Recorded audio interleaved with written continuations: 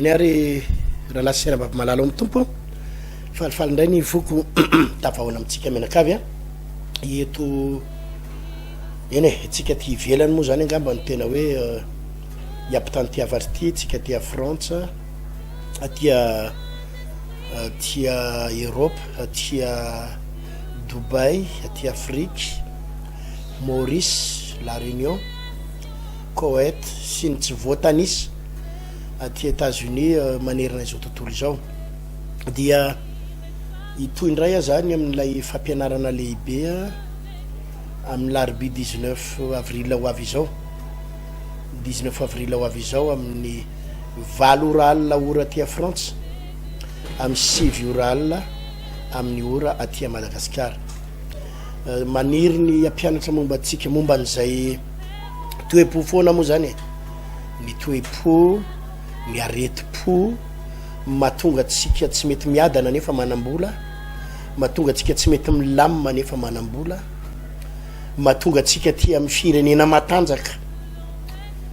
mieritreritra daholo tsika rehefa tonga any andafy amin'ny lamina rehefa tonga any Frantsa zao ny fiainako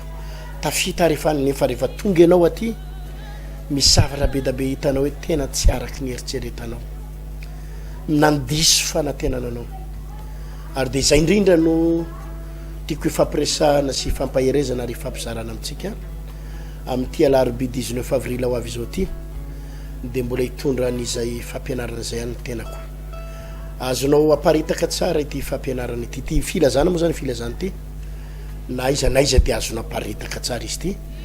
amin'ny larbi 19 avril amin'ny 8 ora alina ora aty France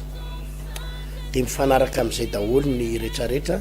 sy ny décalage horaire manerana izao tontolo zao de anao ihany malala hoe aty ananina aho aty ananina zay dia par rapport en France am'izao ny leranay a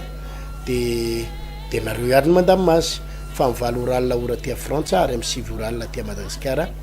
hitondra zay vavaka délivrance lehibe zay ny tenako ny pasteurel tena randriary malala sy hitondra zay fampianarana atonga anao ho sitrana raha marary satria misy aretina be da be ndraindray avy any amin'ny fo no miaingy mahatonga anao ohatrany tsy mety milamina ny fiainanao ray manontolo tsy mety milamina de mahatoky afa ny vavaka sy ny fampianarana zay entina io anova ny fiainanao ho tahin'Andriamanitsika velomatoka